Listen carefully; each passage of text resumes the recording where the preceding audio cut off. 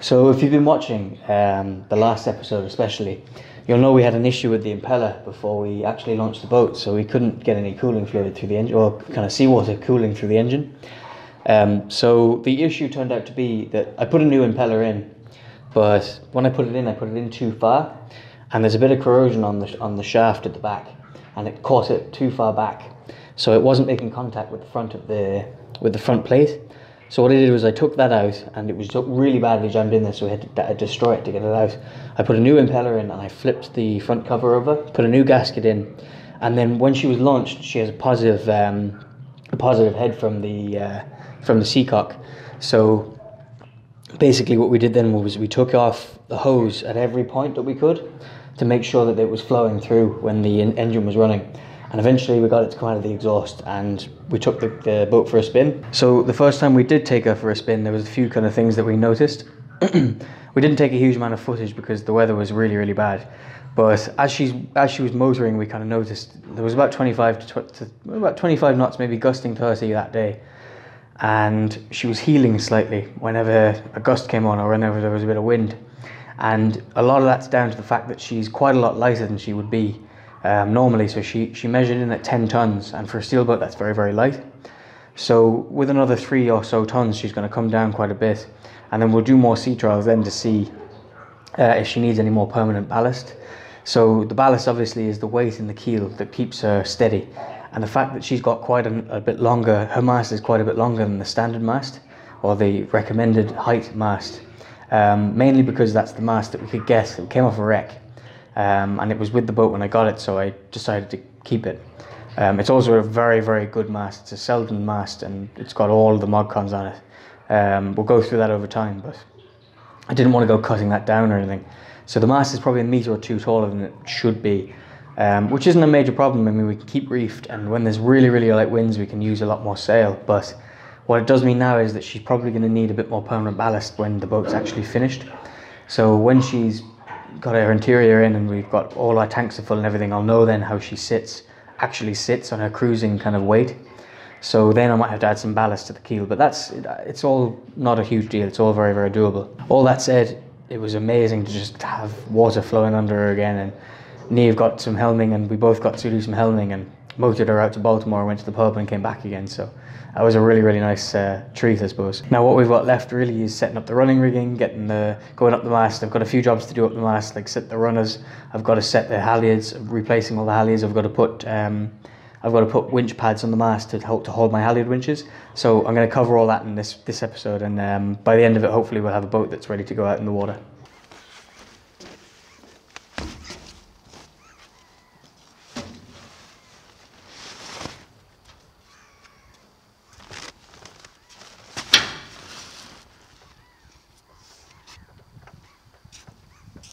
I collected my sails during the week, and I'm hoping to get them up today. So I have the main and the Genoa. The Genoa has a new UV strip on the foot and the luff, so on the leech side. So we're going to get those up today, and hopefully at least they'll be there, and I can start rigging everything else around them. And I'm hoping to get the boat sailing in the next few weeks. So this is very exciting, because to me this is the boat's real engine. I mean, we have the actual engine running, and that's going sweet, but to me this is the real engine.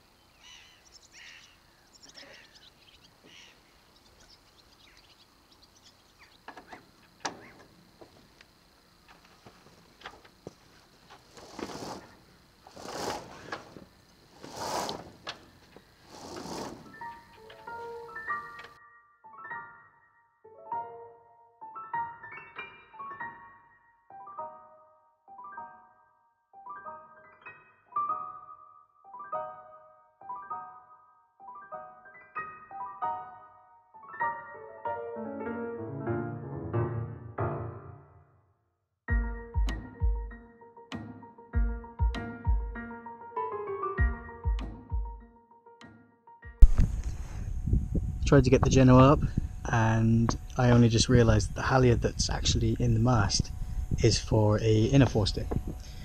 so that means that it's not long enough to pull the Genoa all the way to the top. So I just need to figure out a way of getting a halyard in for the Genoa properly. So I don't know how I'm going to do it, but I'll figure it out.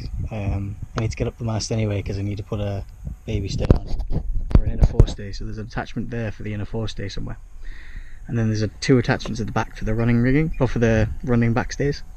And at the very tip of the mast you can see there that there's a halyard. That halyard is actually for the inner forestay, so it doesn't pull the Genoa all the way up. Yeah, we'll figure something out. For now I'm just gonna take a rest on my sail because they're very nice to lie on. So I'm up the top of the mast. Well, mostly. I was up there a little minute, about 5 minutes ago, putting a new Genoa halyard in. So we were all harnessed up and I got some new Vectra halyards in here, and that's what winched me up. So I'm not very good with heights and we're quite high, but I guess I have to just get used to it. The lads are winching me up, so you can see this winching me up, and yeah, pretty cool view to be fair.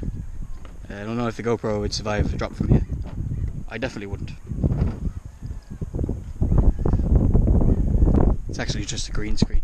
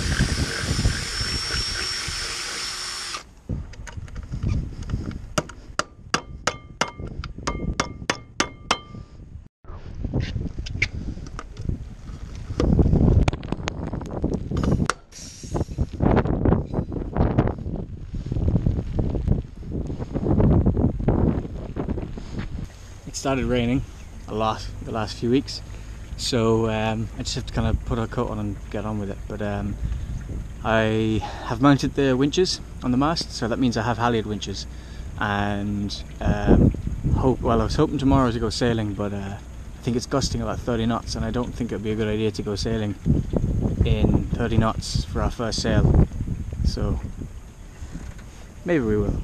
We fitted the main winches for the halyards. The jib halyards are on, the jib winches are on, sails are on. My lazy jacks, we made lazy jacks as well, so I kind of made them by eye and they look really good, so I'm going to test those out too and see what they're like. I also need to put my reefs in for the main, but I don't know if I have enough rope, and I need to put the sail up to run those, so we're in a pretty good position now. While I was up the mast during the week, I put an inner forestay on as well, and that's actually it's stiffened the mast up a lot, so the mast is rigid now, especially with the running backstay on as well. So the running backstay is tensioned on this port side, and the amount of extra kind of rigidity it's put into the mast is unreal. So yeah, it's looking good up there. Looks like a sailboat now anyway.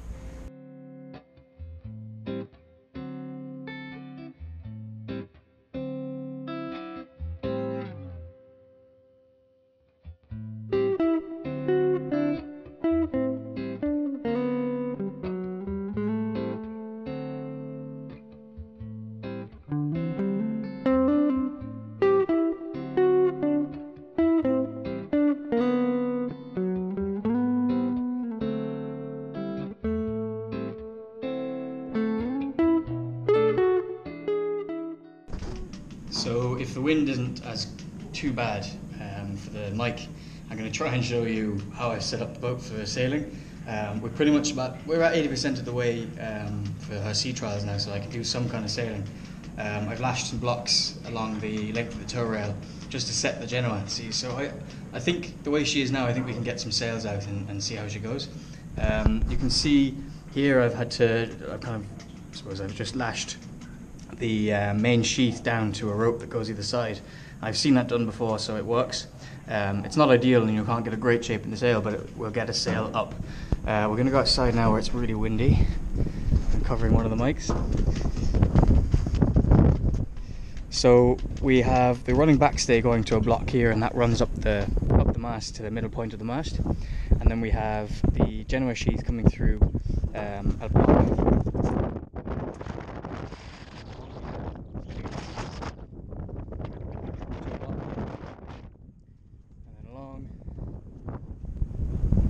To the sail,